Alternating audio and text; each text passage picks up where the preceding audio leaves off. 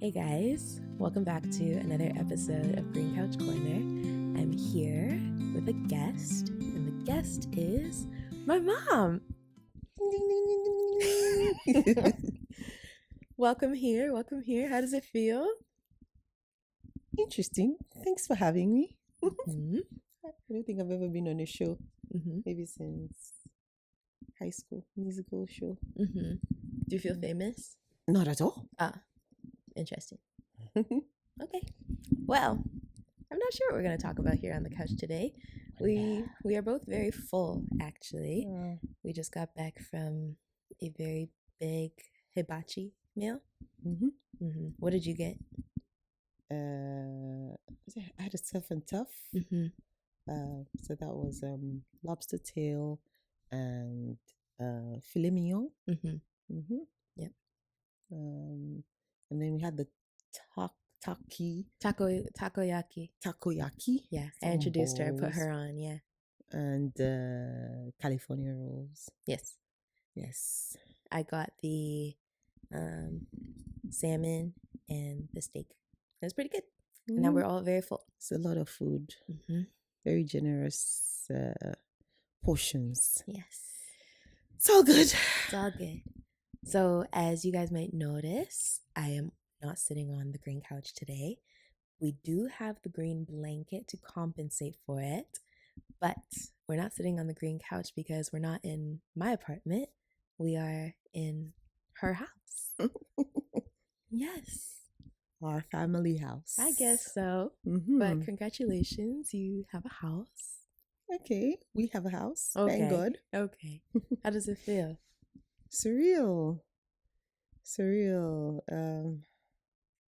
Yeah, didn't think it was going to happen at this time, so Mm-hmm. it feels kind of weird, but we're thankful. It feels good. Mm-hmm. Feels good to get that out of the way. Yeah. Very cool. Well, I guess we'll start with some backstory about who you are. You can tell us your name and your upbringing. And yeah, we'll go from there. Upbringing? Okay. Yeah. All right. So my name is Ada. Mm-hmm. Okay. What else? Upbringing. Yes. I was born in Nigeria. Mm-hmm. Raised in a family of 9 children. Mom and dad. What's your order? I'm number 1. Ada means first daughter. They may not all know in Eastern Nigeria, where I'm descended from. So yeah, I have 7 sisters. I currently have 7 sisters.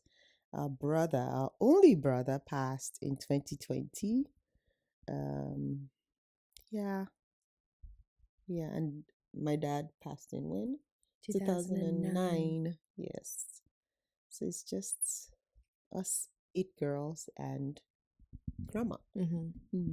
So what was that dynamic like, having so much female energy in one house?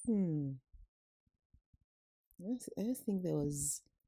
I guess it was just the regular bickering of little children, having so many children in one space, in a very, very confined space. But so some of us went to boarding school, some didn't. So yeah, it was, after a while, it became a lot of in and out, and then some in university while some were at home and some were in boarding school. So all that transition. Yeah, but it was I don't think it was female energy as such. It was just all the time. Yeah, that's all.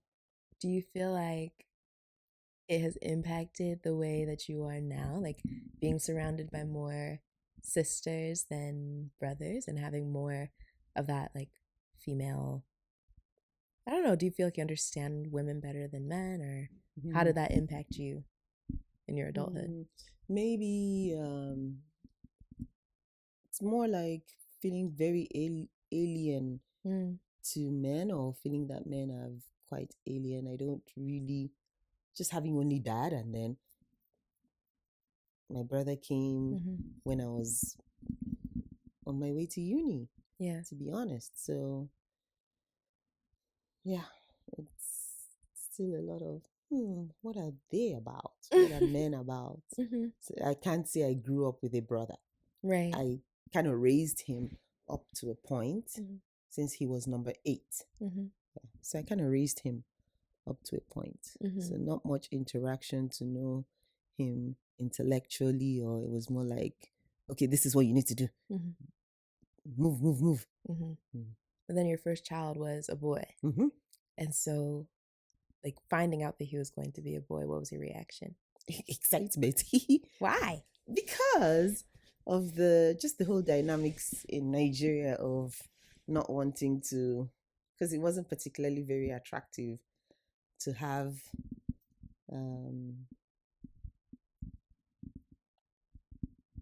only female children, because that's what it looked like for the longest time until my brother showed up. Yes, I didn't want that. I didn't want that stress in my own marriage. I didn't want that. Do you know what, like, where that cultural norm comes from, where having boys is something of honor and having girls is, you know?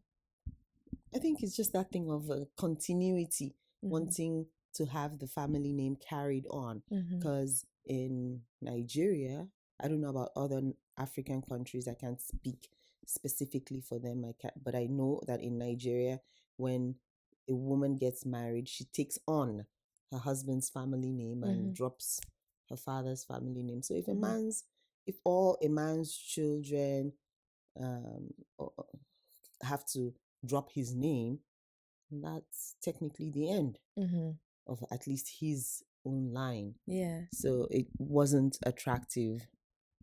Yeah, I think that's what it really was. Okay. It's more about carrying on the family name than anything else. Okay. Were there any nerves associated, though, with having a son, given that, like with Uncle OC, your brother, it was less, you knew him less as a person, perhaps? Like, I didn't know him as a brother. He right. was one of the children I had to raise. Right. And yeah, so with Mide, your brother, it was more, well, this is it. There was a sense of victory. I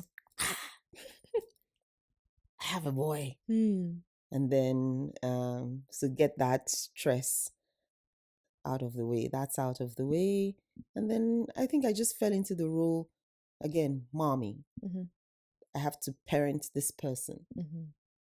Yeah. So nerves, no. Okay. No.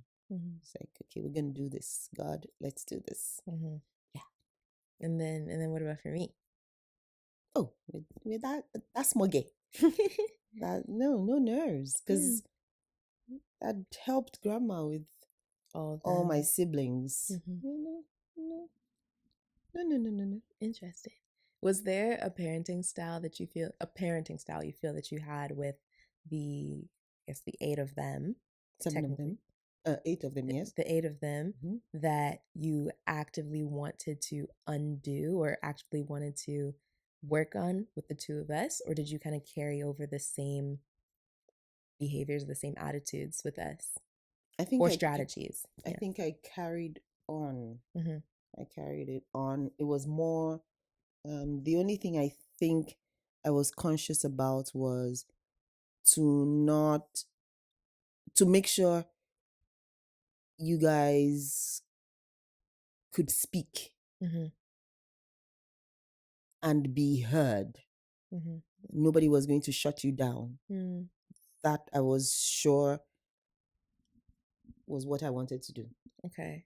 Interesting. Why? Because when I was growing up, children were just to be seen and not heard. And I didn't like that. And I knew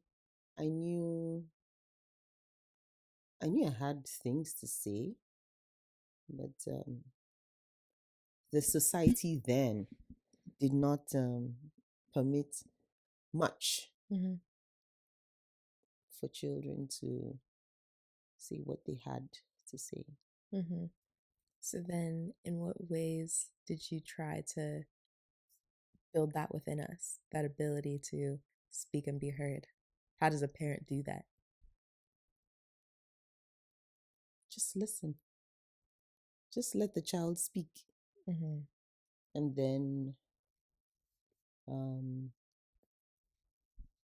yeah, just let the child speak, really, because Mm-hmm. I think by the time I found my own voice, I was just becoming a parent. Okay. So it was okay, I have something to say too. Okay. So it was that Mm-hmm. back and forth, Mm-hmm. but there was no. I know I heard a lot of and I not just from my parents, I heard it everywhere. There was a lot of shut up, Mm. so that I was not doing. Mm-hmm. And I wasn't taking it from any school or any caregiver at school Yeah. for my children. So, which was why I really, even your dad, he really liked the Montessori school system, which is Mm-hmm. why you guys did the Montessori thing Mm-hmm. in the beginning. Let a child just be. What do you want to do? Just say what you want to do, and okay, Mm-hmm. try it. If you don't like it, move on. Yeah. Yeah. Um, what else? And then we went to Green Springs, Mm-hmm. where the children handled assembly all by themselves. And whoa, that was fantastic. I didn't miss any. I didn't miss any assembly for the 2 years, Yeah. a little over 2 years that you guys were there. I just loved it. Mm-hmm. Yeah, you guys presented, and both of you you always played major roles. Me, they did debating. You anchored assembly, or even you anchored was it the carol service, where you told all of us to switch off your phones at barely 4. Yeah. Yeah. Yeah. And everybody's asking me, what did you do? How come both your children are playing such important roles? And I don't know how that happened. Maybe God heard my innermost desires Mm-hmm. to have my children be heard. Just let them speak. I'm not saying you're going to say the correct thing all the time, Mm-hmm. but speak. Yeah. Yeah. Yeah. No, I think it did work in a lot of Mm. ways. Because I think at least, I'll speak for myself at least. I find that I'm not the chattiest person generally, but I think people typically tell me that when I speak, it means something. Like like they find that if it's one thing I say in the whole conversation, it's memorable. Hmm. And so perhaps that's a Okay. product of that. Thank God. So, yes. Thank you, big guy. Okay, interesting. So you said something about having just found your voice when you had us. So Just about. Mm. just about. So what's kind of the backstory behind that? Because you had Mireille like about a year into being married. Mm-hmm. So did you find your voice before getting married? Like it just right at the time, a little bit after? Hmm. I wouldn't say that, because I know during my youth service, which is the program you do right after university, you serve Mm-hmm. the country and you work for whoever Mm-hmm. in the country, in Nigeria. I don't know that I was vocal Mm-hmm. then. And people were like, but we know you have something to say, Mm-hmm. you know. So I think by the time I was put in the marketing department and I had to interact with customers, big, rich, you know, Mm-hmm. clients, I guess somehow the voice had to be found. Okay. The voice had to be found. And I was enjoying it. I was enjoying solving problems Mm-hmm. for, like, um, especially banking um, problems, or finding financial, solving financial, or giving them financial solutions Mm-hmm. for their businesses. Mm-hmm. So I think, yeah, I began to enjoy it. And when else? Because even being in the choir, I didn't particularly have much to say. I was always in church, I was always very active, Bible study, anything. But I'll just listen. Even though I knew what Mm-hmm. to say, I would just listen. I would not um, air my views. So I think it was, you guys had come, and yeah, it was much later. What switched?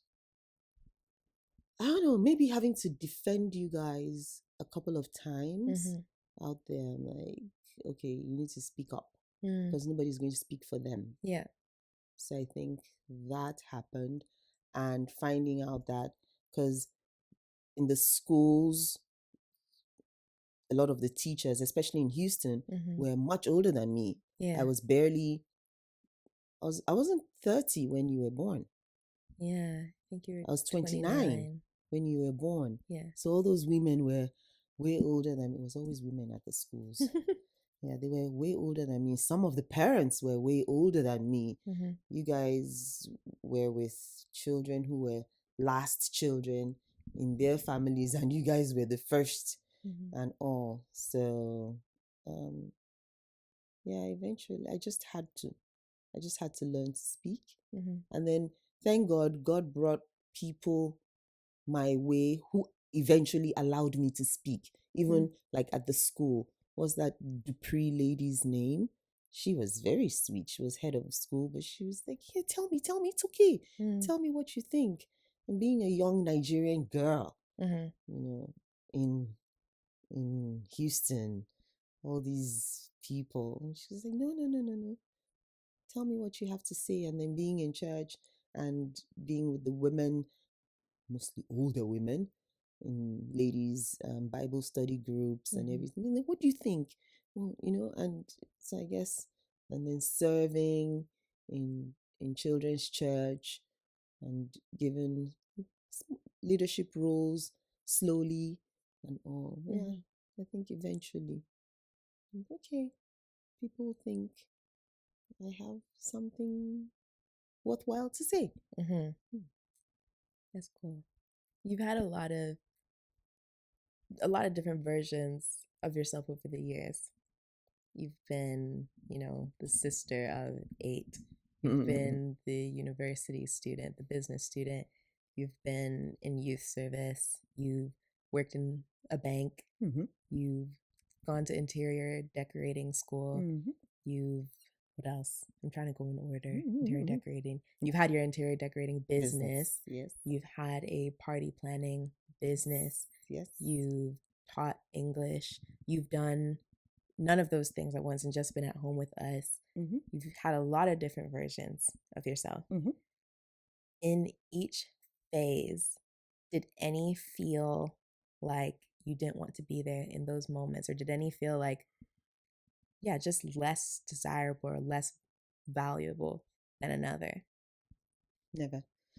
When we talk about less valuable, never. Okay. Every role I found myself in, I owned, Mm-hmm. quickly owned it and loved it, especially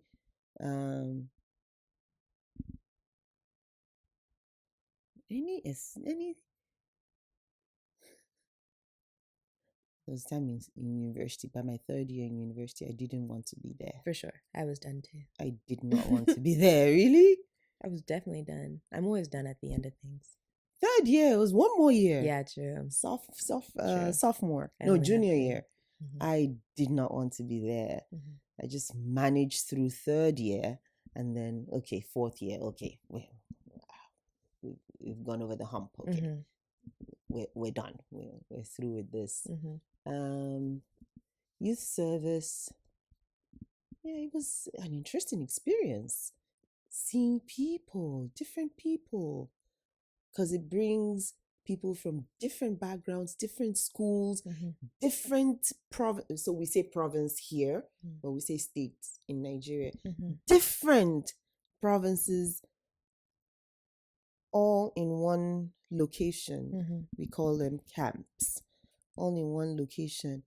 And then I was just astonished, as in different characters. There can be people like this. Even meeting people who went to my school, my university, in that place, I saw them in a different light. And people were more vocal. And it was like, is that what you thought when we were in uni? So I think every time, maybe, I don't know, I just, when I notice the wonder of a thing, I stay there and I want to know more and explore. So maybe it's hard for me to say I don't want to be in any particular moment. You get tired. Like when I ran my planning business, Party Perfect. Oh gosh, especially around Christmas time, I did not want to own the business. I did not, because it was stressful. 5 companies could have a party on the same Saturday, and then having to get to all of them, and then they're usually in hotel ballrooms and getting the bouncy castles there, and God forbid some staff member decides not to show up. Oh gosh, that just so there would be times when I felt, oh dear, why did I do this again? But no, every time I enjoyed it. I think I enjoy solving problems. Okay. And once I find that I am actually solving a problem, it energizes me. I feel energized. It would take a whole lot to get me to feel like I don't want to do this anymore. And I think when I know it's done, it's done. And I let it go. Yeah. There's no like grieving of that thing, really. No. So when I had to stop the business, when your daddy was transferred back to Nigeria and we stayed back, before that happened, when we knew that was going to happen, I called my very good friend Chrissy in Victoria, because she ran the Victoria Party Perfect, and I said to her, I can't combine this with being the only parent, of these 2 in Calgary. So there was no morning, nothing. Okay. Done. It's done. It's over. And I called the head office. I no longer want to do this. Give it up. Oh. That's interesting. I think I'm similar in that way, where I don't get very emotionally attached to things. Like once something is done, it's done. It's done. Like when I was graduating from like high school and then my undergrad and my master's, never once did I think, like I wish I could go back. There's none of that. So that's interesting. Probably got that from you. Did you ever feel guilty about being a working mom? When was I a working mom? Well, I don't know, like maybe like with the business, or I don't know. Did you think I was a working mom? I don't know. I guess I thought you worked, but like you were at the house, you were around. But did you ever feel any sort of guilt with being busy with things outside of the home? I never felt I was outside of the home. I guess just like running the business, like being busy and having other things apart from us to deal with. No, I think I felt grateful that I could be available a lot for you guys. I could be within, be in our home and still, would I say, be, because even if I didn't work, if a woman doesn't work, I don't work outside of the home, I don't think she's not productive. But I felt like, okay, I had the best of both worlds. You guys would come home. I would get you from the bus stop. And things like that. I'll take you to the bus stop. And if the school needed chaperones or things like that for field trips and all, I was always there. Always there. So I didn't think, no, there was no guilt whatsoever. I actually felt grateful that I could have that. I could have the best. I thought I had the best of both worlds. I don't know that I felt like I was making when I had my interior decorating business, oh my goodness, I felt quite powerful. I was making good money, really good money. So I liked that. But then I also would take you guys to school. I would be the one to pick you up. And if I couldn't pick you up, which didn't happen too much, I had a system where my staff would come pick you up, and no teacher would release either of you to them without a business card from me. So I was going through business cards quite quickly because I was using them for that. The teachers would get signed business cards each, and they would take them and then get a new one the next time if my staff had to come pick you up. And they would bring you to the shop first before taking, and then maybe I would take you home after you'd done your homework at the shop. So I didn't know. I felt very, very grateful that there was no guilt. Okay. There was no guilt. Yeah. None at all. Okay. Do you wish you had a business now? No, I'm happy with what I have. I'm happy with what I have. What are you doing now? Teaching English in the Middle East to non-native English speakers, professionals, and their dependents, typically their wives or their children, maybe high school age, university aged, young, very young professionals. Yeah. I love that. Why do you love it? I know I'm adding value. And I think what excites me every time, it's 10 years this January. Congrats. Thanks. Since I've been doing this. But what never fails to excite me or get me all so happy is when a student says, "Oh, this is the first time I'm hearing this, teacher. Nobody ever told me this." And I've had English teachers before now. Yeah. The wonder in their eyes and the wonder they express when they're in my class. Or when they come back and say, "Teacher, remember that thing you taught us? I used it here and there, and this is what happened." When they come back and give those kind of reports. Yeah. Yes. Yeah, it's a good feeling. That's enough for me. That's enough for me. Yeah. Especially with Mide and I being out of the house. We left we were kind of gone after 2016. What is that like, having the kids gone so early? Because I was 13. Mide left when he was 14. Yeah. What does that do to you as a mom, having the kids leave before the conventional, like the socially conventional time of 18 for college? In North America. Yeah. Don't forget, my background is a child leaves at 10. Yeah. You went to boarding school at 10. Some left at 9. Yeah. So I was barely 10. I was 10. I turned 10 in June, and by September, October, I was out of the house in boarding school. So did nothing. It did nothing to you? You didn't mind that we were gone? Because I knew if we were in Nigeria, it would be the same. That would be the norm. That you have been gone by 10. So you didn't miss us? That's not what I'm saying. But my brain can, so that I can function. Sometimes I wonder if I don't have the mentality of a man. I'm able to tell myself, this is what it is. This is what it needs to be. We will all be. We'll find how to cope. So thank goodness, because I'll tell your dad, I don't know how my parents did it without phones, mobile phones. The no phones at the school, just the one in the office and all. Yeah. And there were specific days when they could come visit.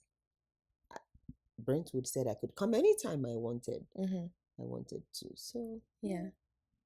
But it was still far away. It's far away, but we were always in touch with the phones and everything. And that felt sufficient? As a parent, like, you'd been with us for like 14 years of our lives, and then all of a sudden it was reduced to holidays. To be sufficient. It was for your good. It was for your advancement, your progress, your growth and development. And I told myself, if you were in Nigeria, you'd have been gone by 10. So this was great. You would have sent us at 10. You really would have done that. Because I was sent at 10. But you said that 10 was too early for you. You cried every day. Yes. I felt maybe the reason I cried every day was because, I told you, sheltered. It was a very sheltered upbringing that I had. We were not even allowed to go out and play with the neighbors. We were always at home. That's wild. Yeah. Always at home. The only time we were outside was going to school, going to church, on the way to somewhere or on the way back.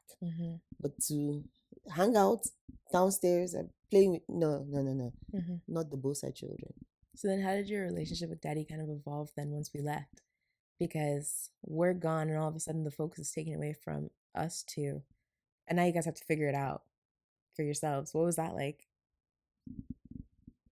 I knew it would happen one day. So which was why even when you were babies, we never let you sleep in between us. Even when you came into our beds, we didn't let you sleep between us. Which we did a lot. Yeah. And I put you on the side. Yeah. So one child on this side, one child on daddy's side, and two of us would be in the middle. If you insisted you had to be in our bed. Even when we took pictures, I was conscious of it. Interesting. We didn't. If you go back and look at our pictures, we hardly put you in between us. Okay. I would always make sort of a roundish thing. So you, the baby, I'm carrying you. Daddy's standing by me, and Mide is probably somewhere in there. So if the house was on fire, and daddy could save only one person, who is he supposed to save then? I don't know. Huh? What do you mean, who is he supposed to save? Yeah, in terms of priority. He'll save himself. No. Only one person between himself. You and us two.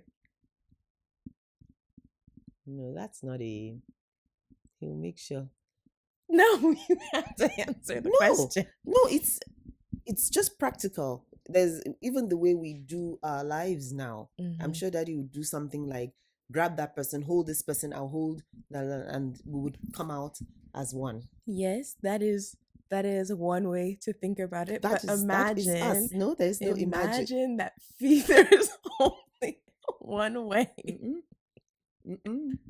Okay. Let me think about it like this. Okay, let's say like there's a correct order in terms of how to serve, dinner. Okay, he's serving food. Who gets the first plate? Oh no, but we say in this family, kids eat first. Children eat first. When we're with even other families, children eat first. I'm trying to find a way. Okay. I'm trying to find a way. Children eat first. People can bear me witness. Yeah. When we're in gatherings and all, kids eat first. Okay, here, let's do it like this. Let's take kids, spouse, God. What's the ranking? Oh, you said it. It's God. Then your spouse, then your children. Okay. That's what the order is. Okay. That's pretty good. I agree with that. I agree with that. Okay. Very interesting. What did you think Mide and I would turn out like? I wondered right from when you were in the tummy. I was so anxious to see you people.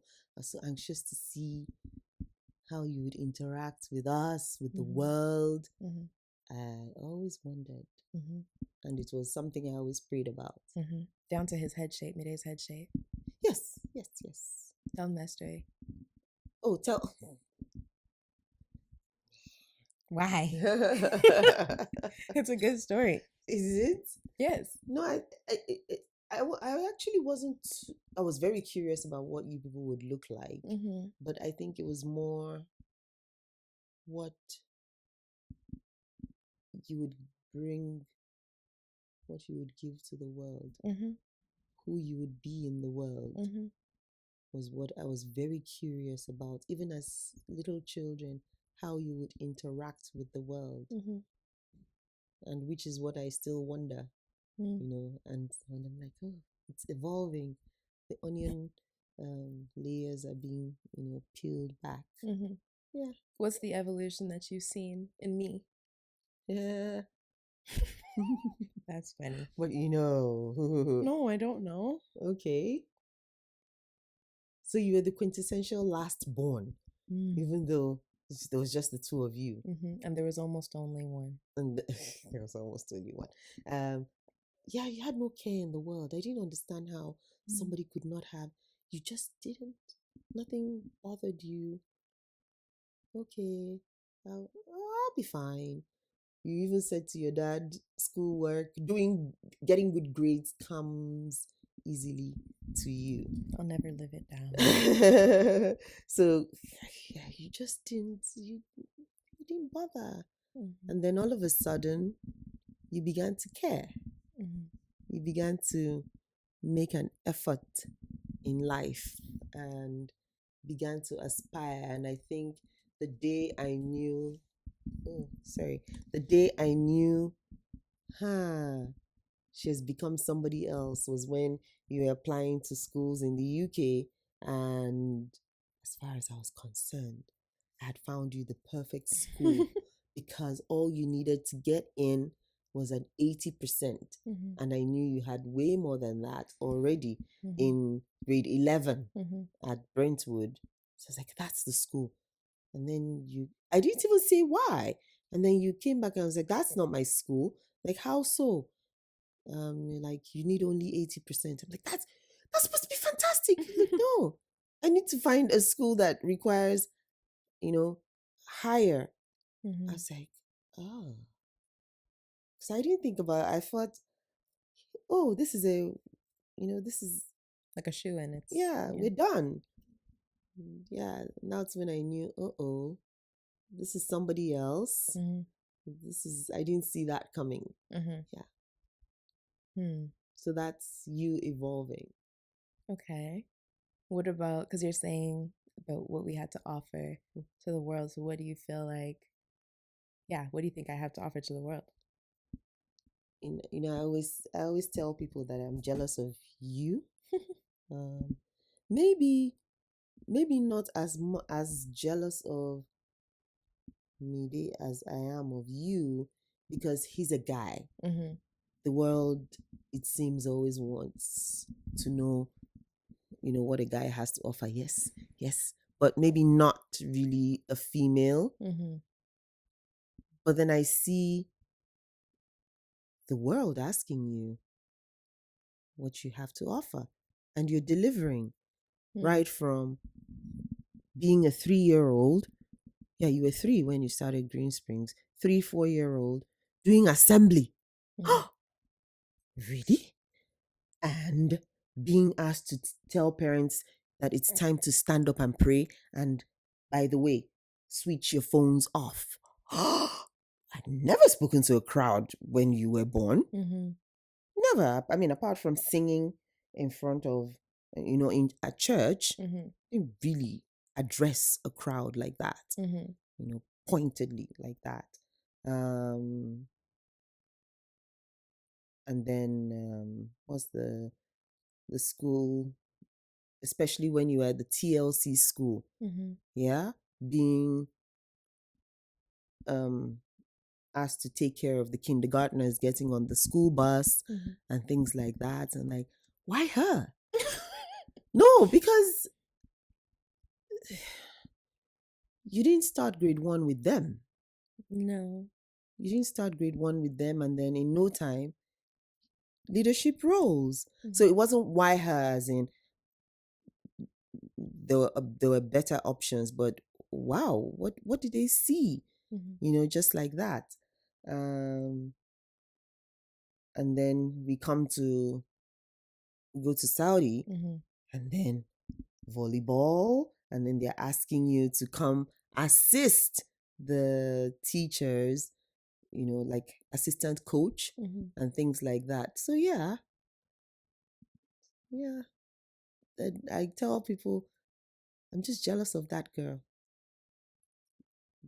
Literally, it's like the world is at your feet. The world is your playground. And then, of course, Brentwood, BC. Yeah, just like that. Being told, teachers were wondering who's got Didi, who's got Mide's sister, who's got Mide's sister. And then eventually becoming head prefect and all of that. So yeah, interesting. And I could see genuine love and respect.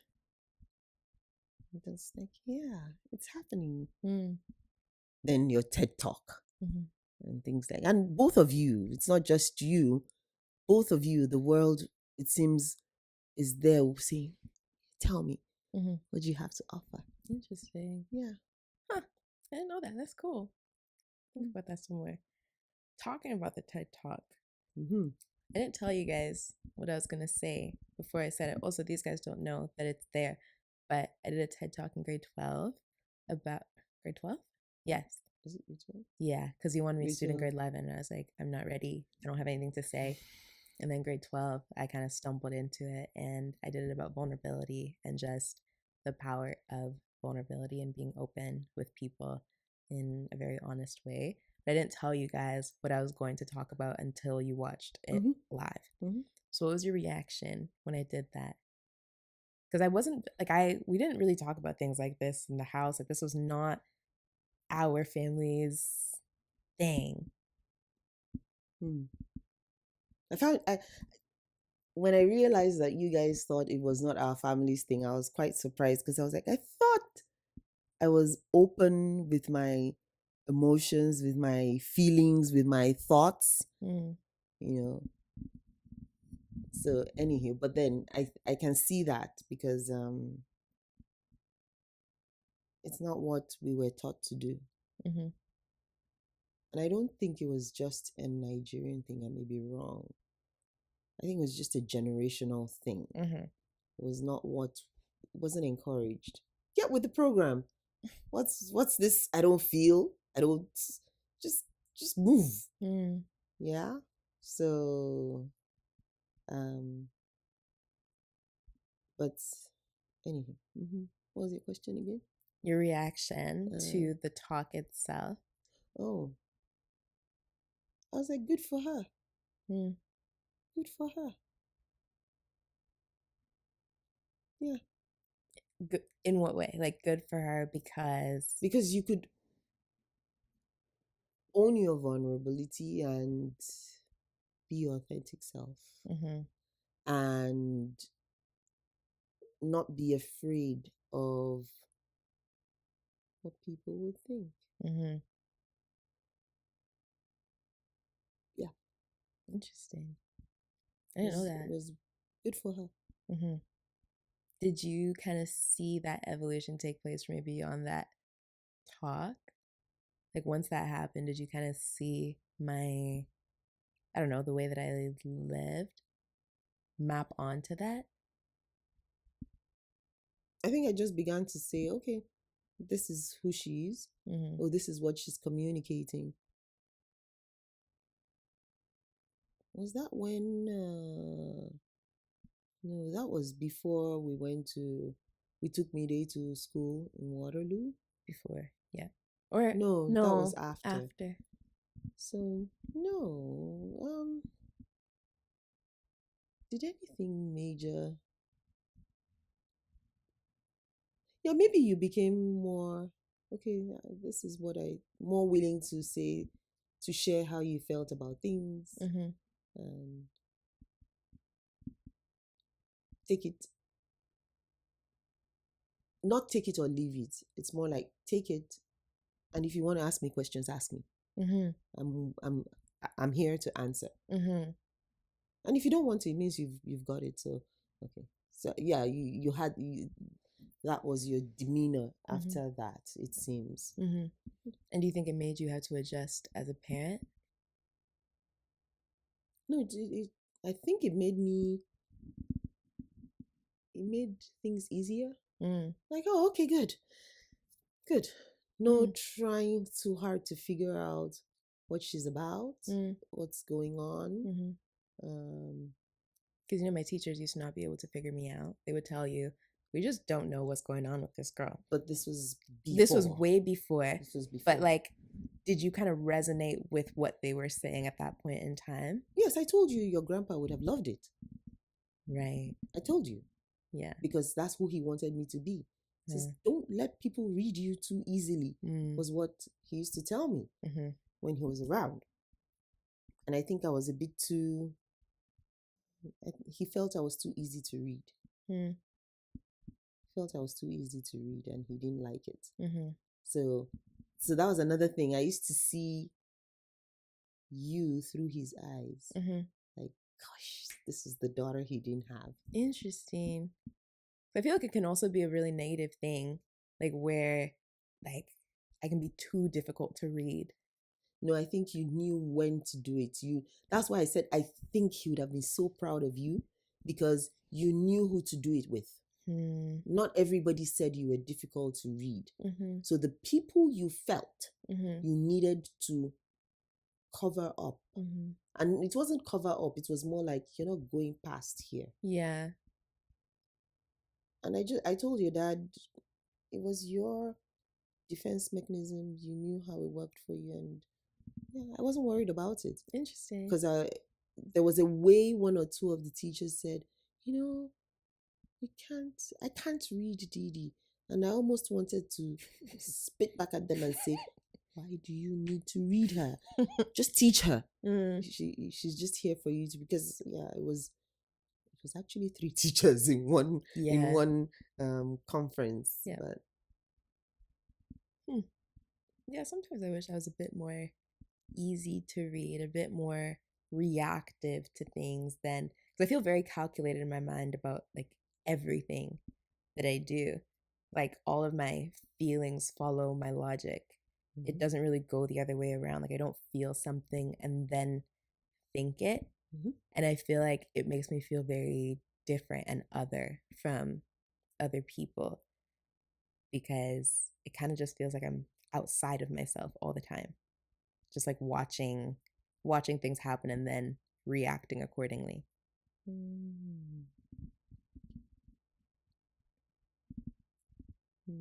don't think I see that way. Maybe because it's a strength that I wish I did. So not being very vocal growing up, I think helped me, because I know I can be very reactive, can be very emotional. So not speaking hid that from many people. I did a lot of inner talk, a whole lot. I wouldn't even talk to God much. It was just too introspective. And then by the time, after a while, I was well into adulthood before I realized, stop talking to yourself. Talk to God instead. If you want to talk to people, talk to God instead. Make it easier for you. So I guess it's all a perspective thing, and everybody has their strengths and weaknesses for a reason, and then rubs off on other people, refinement, all the things. God, he's good, he's cool. Who is he to you at this age? You can tell them how old you are if you feel like it. Over the years, how has your relationship with him evolved? How have you matured in him? Who is he to me now? He's everything. Okay. He has not always been everything. Okay. For the longest time, he was he who must be obeyed. Okay. That's all. Find out what he needs you to do, and then get yourself to the place where you do it. And I was almost 100% sure that I didn't always want to do what he wanted me to do. But shape up and do what he wants you to do. In retrospect, I think I can say I was the prodigal son's older brother. Okay. That takes a lot to say, that nobody wants to be him. That's who I was for the longest time. I don't think I had too much joy in being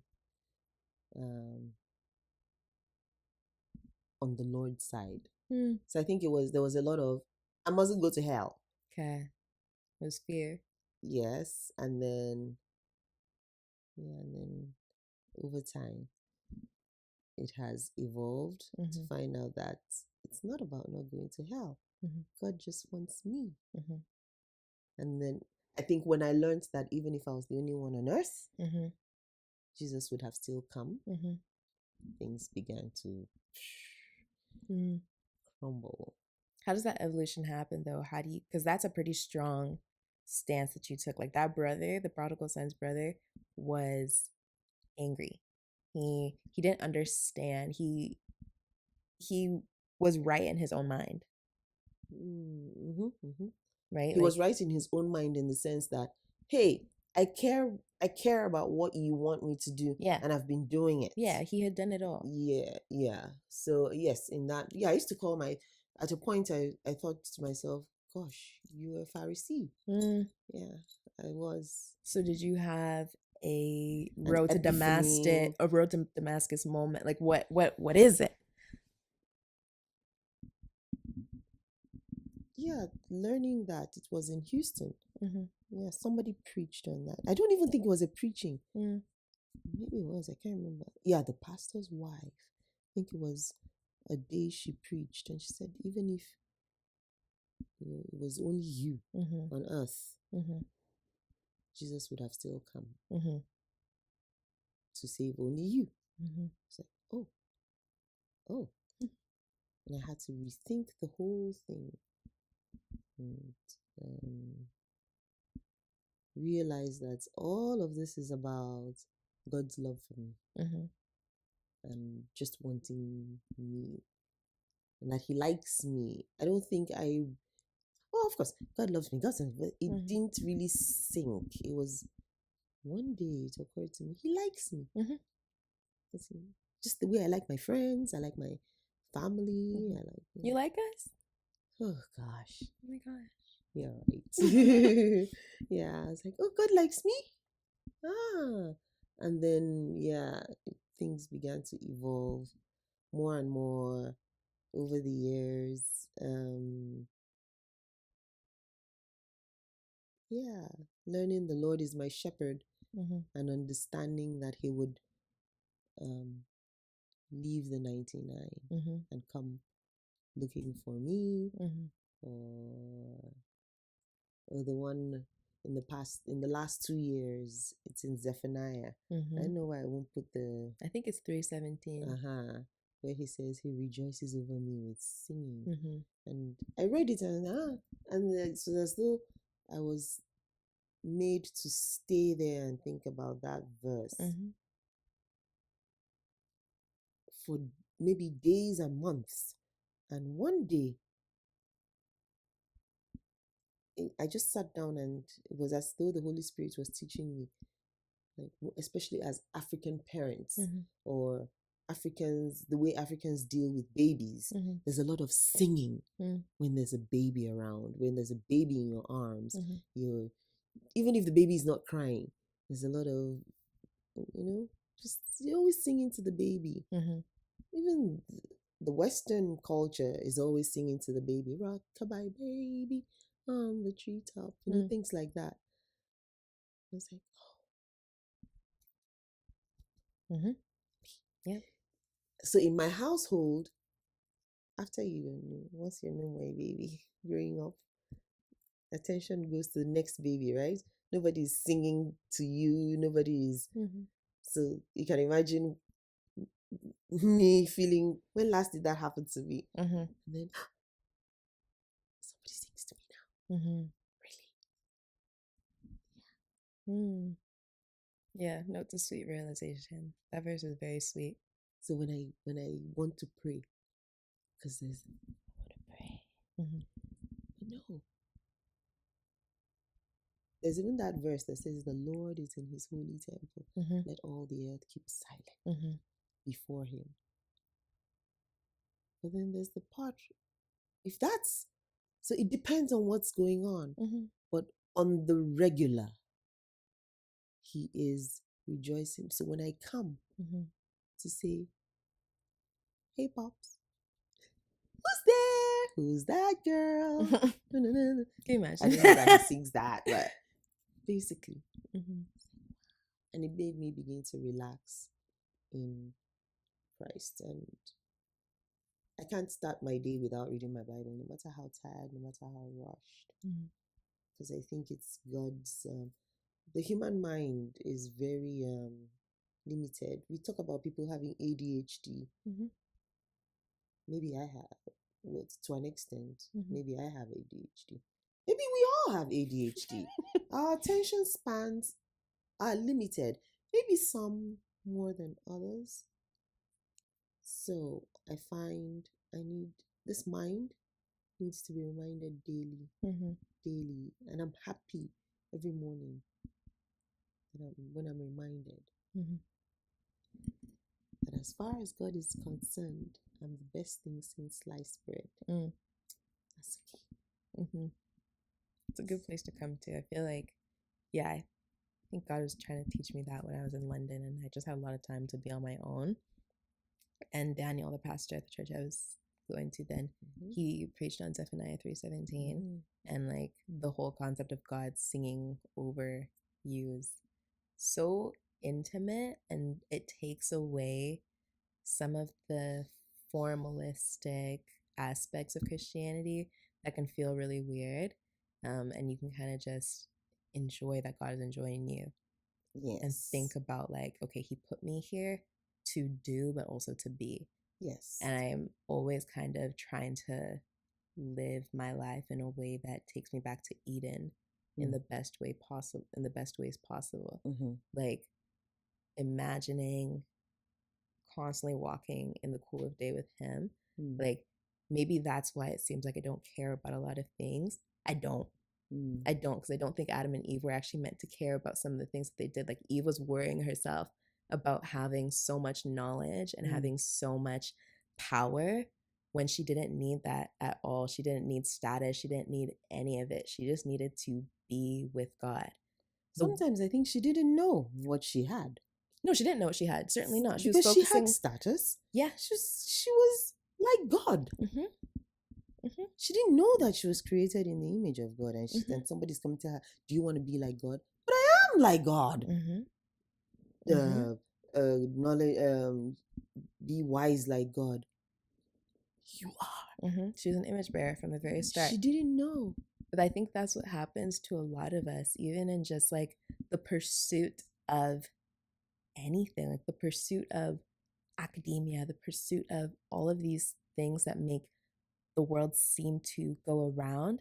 I think as Christians, we get very distracted in pursuing those things because it starts to be a rat race to be like the world instead of, I think it's a relentless fight for rest like Eden that we're supposed to be living. Okay. But then I think there's also the place for, see these guys, Shadrach, Meshach, Abednego, and Daniel. I think they had the right perspective. So they were well versed in quote and unquote the things of the world. They just didn't put that over their knowledge of who they were in the knowledge of Christ was not there, so who they were in God, which was why they didn't eat the king's meat, and definitely didn't bow, and didn't mind being thrown in the fire. And you talked about this very well one time when we're talking about the Lord is our shepherd and all this talk about prosperity and all, where you talked about the scripture that says we've been blessed with every spiritual blessing. No, not that one. We've been blessed with, we've been given everything that pertains to life and godliness. Yeah, it's because we don't know. Paul even says we sin because we don't even know who we are. It's that when you sin, you're like somebody who has forgotten after looking at himself in the mirror. Yeah. What he really looks like. Yeah. So I think that's the problem. That's the main problem mankind has. We don't know. So all these things are not wanting to know, wanting to gain knowledge, wanting to aspire for or to would I say greater heights in industry, in whatever pursuit of life is not bad in itself. It's more when you take that on as your identity, right? Yeah.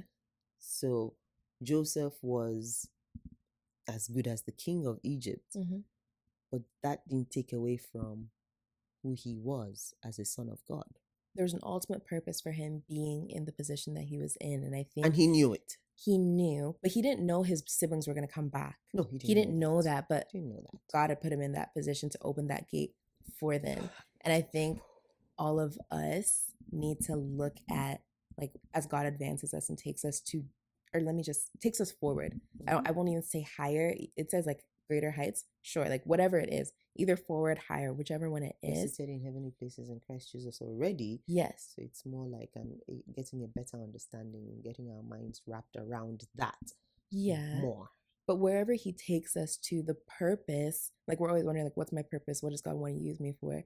He wants to use us to expand his kingdom, right? So everything that we do, no matter how high we get, it shouldn't be that achievement that marks the moment.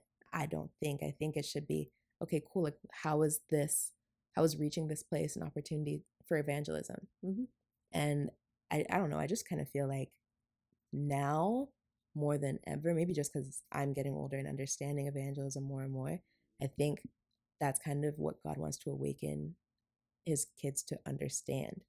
Like, we're not just in the places that we're in for our comfort. No. We don't achieve things. We don't have nice things for ourselves. It's just not. That's not how it works. That's not how it works. He doesn't care. There's so many things that we will never take to eternity. Most things. We're not taking anything. We're not taking anything except for the things that we do to build his kingdom. Those ones go ahead of us. Well, yeah, but like those verses that talk about like the things that we build with. If we built with gold, if we built with like jewels and stuff like that, like he will reward us in heaven, like beyond salvation. Like you're saved, but like there are rewards on top of that for the things that you built, and that's his kingdom. So then all of the things that we do, so many of them don't matter. Sorry. I see it as, exactly what Joseph said. Joseph said, oh, this was so that God's agenda can be fulfilled. And God's agenda is people. Yes. God's agenda is always people. Of course, that all may be saved is his goal, that all may be saved and come to the knowledge of his truth. That's what he said. That's what Timothy or Paul said to Timothy. But whatever it will take to get people to that place of being saved, Paul said in one of his letters, Paul sowed, Apollos watered, but God gives the increase. So whatever, it might look very different in each person's life, or in one person's life at different times. Okay. At different stages, as long as people are touched, as long as, even if it is just that somebody realizes that I'm not an enemy of, well, God is not my enemy. God doesn't hate me. Even if it's, because we don't know that the woman that had the issue of blood was saved, and that's not the issue. That story was not the issue. That story was, she was delivered. So it could be anything. It could be, that somebody no longer has to be bent low, like the woman who Jesus healed, who was bent and could only see people. She knew people by their shoes. She knew the earth because she couldn't stand up straight to look into people's faces. So it looks different, and that kind of thing can bring somebody to salvation. But when people know that they are valuable, that's kingdom work too. For sure. That's kingdom work, and That's the basis for a lot of trouble that we have. Like you said, Eve, she just didn't know who she was. And that's still the problem today. So if we're doing things to help people know who they are, even if it's as simple as you can do this, we're doing the work. Fair. Okay. Well, I feel like this conversation goes so many different places, but I think we'll halt it for now. Okay. We'll say thank you, Auntie Ada. She's calling me Auntie. No, thank you for coming on the podcast, Mommy. I hope you enjoyed it. Yes, I did. Thank you for having me. Would you come back?